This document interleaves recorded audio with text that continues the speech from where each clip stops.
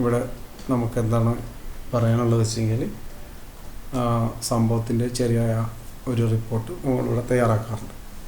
അതിന് ഈ ഭാഗത്താണ് വേണ്ടതെങ്കിൽ നമ്മളെന്താ ചെയ്യുക, വേറെ ഇത് ചെറുതായിട്ട് ക്രോസ് ചെയ്ത് വയ്ക്കുക. അത് കഴിഞ്ഞ് മംഗ്ലീഷിൽ ടൈപ്പ് ചെയ്യുക. ടൈപ്പ് ചെയ്യാൻ പറ്റില്ലെങ്കിൽ വോയിസ് ടൈപ്പ്. സേന സംഭവ സ്ഥലമായ താനൂർ മുനിസിപ്പാലിറ്റി ഇത്യാദി നമുക്ക് എന്ത് വേണമെങ്കിൽ ടൈപ്പ് ചെയ്യാം. ഓക്കെ, വോയിസ് കമാൻഡ് ക്ലോസ് ചെയ്തു. ഇവിടെ ഈ പച്ച ലൈന് കത്തുമ്പോൾ മാത്രമാണ് നമ്മൾ സംസാരിക്കാവൂ. ഇവിടെ മൗസ് ക്ലിക്ക് ചെയ്ത് വോയിസ് കമാൻഡ് ഓപ്പൺ ആവും. അത് ക്ലിക്ക് ചെയ്താൽ ഇനി നമുക്ക് നേരിട്ട് മംഗ്ലീഷിൽ ടൈപ്പ് ചെയ്യാം.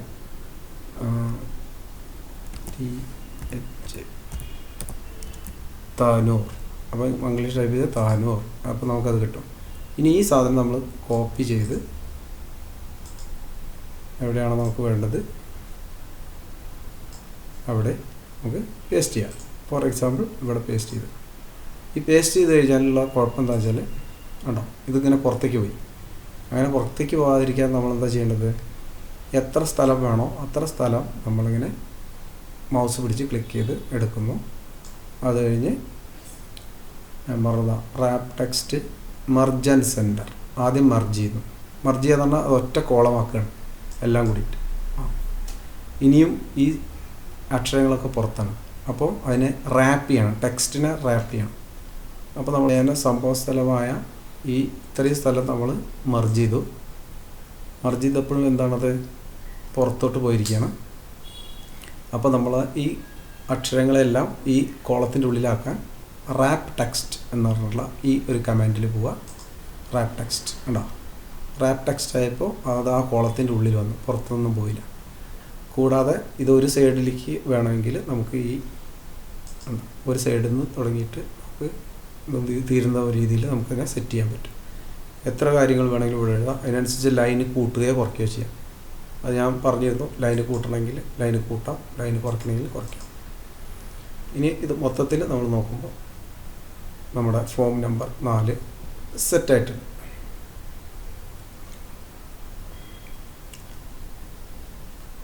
ഇനി ഇത് കഴിഞ്ഞ് ഇവിടെ നോക്കുമ്പോൾ ഇവിടുത്തെ ഫോർമാറ്റ് ശരിയല്ല എന്ന് മനസ്സിലായി ഉണ്ടല്ലേ. അപ്പോൾ നമുക്ക് വേണ്ടത് എങ്ങനെയാണ്, ജൂലൈ ആണ് അല്ലേ. അപ്പോൾ ഇങ്ങനെ ഫോർമാറ്റ് വരുമ്പോൾ ഇതിനെ എങ്ങനെ മാറ്റുന്നത് വെച്ചാൽ ഇതിന് റൈറ്റ് ക്ലിക്ക് ചെയ്യും. റൈറ്റ് ക്ലിക്ക് ചെയ്തിട്ട് ഫോർമാറ്റ് സെൽസ്, അതിൽ പോയിട്ട് അവിടെ ഡേറ്റ് ഏത് രീതിയിലാണ് വേണ്ടത്. നമുക്ക് വേണ്ടത് ഇങ്ങനെ നടുവിൽ മാർച്ച് ഇത് ജൂലൈ എന്ന് എഴുതിയിട്ടാണ്. അപ്പോൾ ആ ഫോർമാറ്റ് ക്ലിക്ക് ചെയ്തിട്ട് ഓക്കെ കൊടുക്കുക. അപ്പോൾ നമുക്കറിയാം ഇവിടെ ആ ഫോർമാറ്റിൽ വന്നു. ഓക്കെ, ഇതാണ് ഒരു ഫില്ല് ചെയ്യാനുള്ള ഏകദേശം ഒരു ഇനി ഇത് ഫില്ല് ചെയ്ത് കഴിഞ്ഞ് കഴിഞ്ഞാൽ എല്ലാം ശരിയാണെന്ന് ഉറപ്പ് വരുത്തിയതിന് ശേഷം ഈ പേജിൽ പിന്നെ ആരെങ്കിലും കീബോർഡ് അമർത്തുകയോ അല്ലെങ്കിൽ എന്തെങ്കിലും അമർത്തിയിട്ട് ഇതില്ലാതെ, ഇപ്പോൾ ഇത് ഇവിടെ അമർത്തി കഴിഞ്ഞാൽ ഇത് ചിലപ്പോൾ ഇവിടെ എന്തെങ്കിലും അമർത്തിയിട്ട് ഇങ്ങനെ ഇല്ലാതാവുകയൊക്കെ ചെയ്യും. അങ്ങനെ ആവാതിരിക്കാൻ വേണ്ടി ഈ ഷീറ്റിനെ നമ്മൾ എന്ത് ചെയ്യണം, ലോക്ക് ചെയ്യണം. അത് പിന്നീട് പറയാം. കാരണം എന്താ വെച്ചാൽ ഇപ്പോൾ ലോക്ക് ചെയ്ത് കഴിഞ്ഞാൽ ഇനി നമ്മൾ ഈ ഒരു തീപിടുത്ത റിപ്പോർട്ട് കഴിഞ്ഞ് കഴിഞ്ഞാൽ അടുത്ത ഒരു തീപിടുത്ത റിപ്പോർട്ട് ഉണ്ടാക്കണമെങ്കിൽ ഇതേ സാധനം ഒന്നുകൂടി വേണ്ടേ. അപ്പോൾ നമ്മൾ എങ്ങനെയാണ് അതിലേക്ക് പോവുക. അപ്പോൾ ഇതൊരു ഫോമാണ്. ഈ ഫോമിനെ ഒന്ന് കോപ്പി ചെയ്യണം. എവിടുന്ന് കോപ്പി ചെയ്യും? അപ്പോൾ നമ്മൾ ചെയ്യേണ്ട കാര്യം, ഈ ഫയർ റിപ്പോർട്ടിൻ്റെ മുകളിൽ ഇവിടെ താഴെ ഫയർ റിപ്പോർട്ട് ഇൻസിഡൻറ്റ് റിപ്പോർട്ടിലെ ഫയർ റിപ്പോർട്ടിന് താഴെ റൈറ്റ് ക്ലിക്ക് ചെയ്യും. റൈറ്റ് ക്ലിക്ക് ചെയ്യുമ്പോൾ നമുക്ക് കുറേ ഡ്രോപ്പ് ഡൗൺ മെനുവിൽ കുറേ ഓപ്ഷൻസ് ഉണ്ട്. അതിൽ മൂവ് ഓർ കോപ്പി ഇവിടെ ക്ലിക്ക് ചെയ്യാം. ഇനി ഈ മൂവ് ഓർ കോപ്പി ചെയ്ത് കഴിഞ്ഞാൽ ഇതിൽ ഏതാണോ നിങ്ങൾക്ക് കോപ്പി ചെയ്യേണ്ടത്, ഫയർ റിപ്പോർട്ടാണോ ഇൻസിഡൻറ്റ് റിപ്പോർട്ടാണോ ഏതാണോ വേണ്ടത്. നമുക്കിപ്പോൾ ഫയർ റിപ്പോർട്ടാണ് ഉണ്ടാക്കിയല്ലേ, അപ്പോൾ ഒരു ഫയർ റിപ്പോർട്ട് നമ്മൾ കോപ്പി ചെയ്തു. കോപ്പി ചെയ്ത് കഴിഞ്ഞാൽ ഓക്കെ അടിക്കരുത്. അങ്ങനെ ഓക്കെ അടിച്ചാൽ നമുക്ക് ഫയർ റിപ്പോർട്ട് വരില്ല. അതിനൊരു ക്രിയേറ്റ് എ കോപ്പി കൊടുക്കണം. അപ്പോൾ ഇവിടെ ഒന്ന് ടിക്ക് ചെയ്യുക. അത് കഴിഞ്ഞിട്ട് ഓക്കെ അടിക്കുക.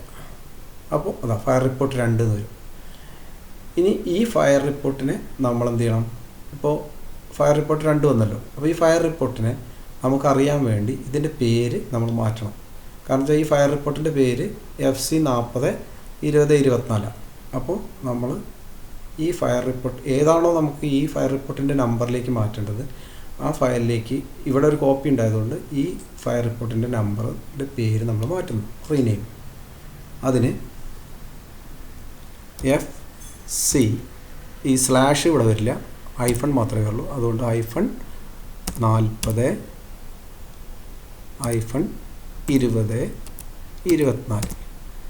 ഇനി വേറൊരു കാര്യമുള്ളത്, നമ്മൾ ഈ ഫയർ റിപ്പോർട്ട്സ് കോൾ എഴുതുന്ന ബുക്കിൽ നമ്മൾ കണ്ടിന്യൂസ് ആയിട്ടായിരിക്കും നമ്പർ ഇടുന്നത്.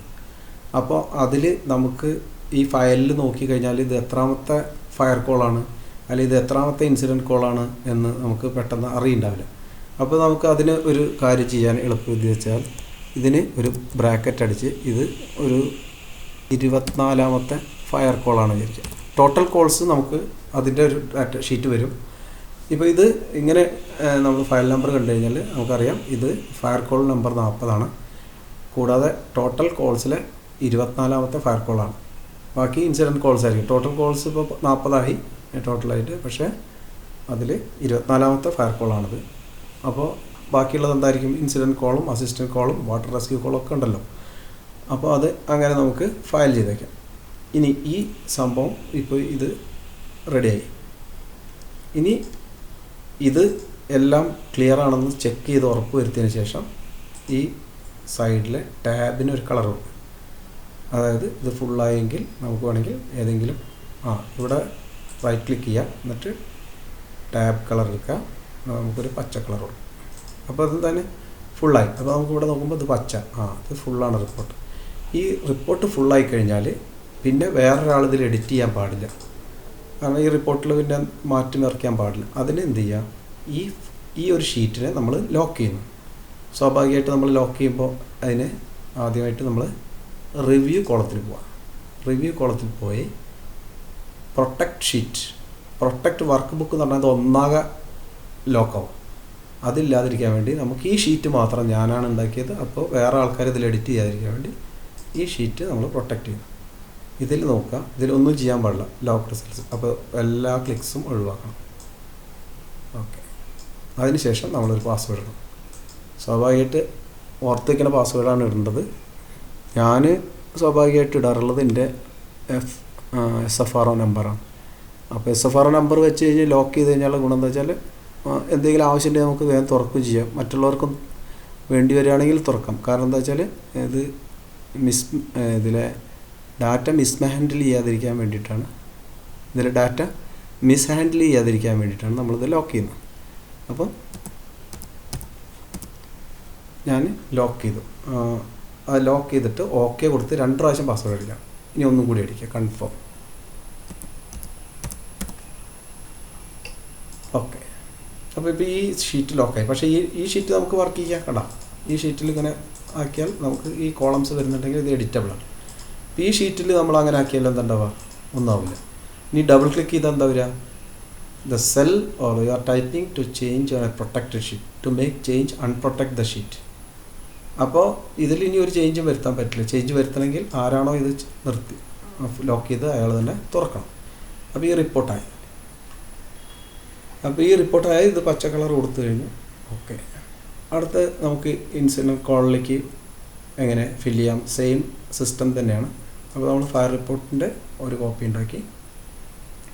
ഇനി വീണ്ടും അടുത്ത ഫയർ റിപ്പോർട്ടാണെങ്കിൽ ഇതിപ്പോൾ 40, ഇനി 41, 45 ഏത് നമ്പർ വെച്ചിട്ട് ഇങ്ങനെ ഉണ്ടാക്കാം. നമ്മൾ ഇൻസിഡൻറ്റ് റിപ്പോർട്ടും സെയിം സിസ്റ്റം തന്നെയാണ്. Incident report K-Form 5 അനുബന്ധം. അപ്പോൾ നോക്കാം, അവിടെയും മേഖല കൊടുക്കുക, സെയിം സിസ്റ്റം. ഇതിന് ഞാൻ ആവർത്തിക്കുന്നില്ല, ജസ്റ്റ് ഞാനിങ്ങനെ ഇട്ട് പോകുന്നുള്ളൂ. കാരണം ഇത് വീഡിയോ വളരെ ലെങ്തിയായിപ്പോൾ. ഇവിടെ നമ്മൾ കൊടുക്കുന്ന ഫോർമാറ്റ് IC ഏതാണോ കോൾ നമ്പർ, പിന്നെ അതേപോലെ ഡാറ്റ ഇവിടുത്തെ. ഇനി ഇതിലാണ് ഞാനൊരു ഡാറ്റ എങ്ങനെയാണ് ഇവിടെ വരുന്നത് എന്നുള്ളത് പറയുന്നത്.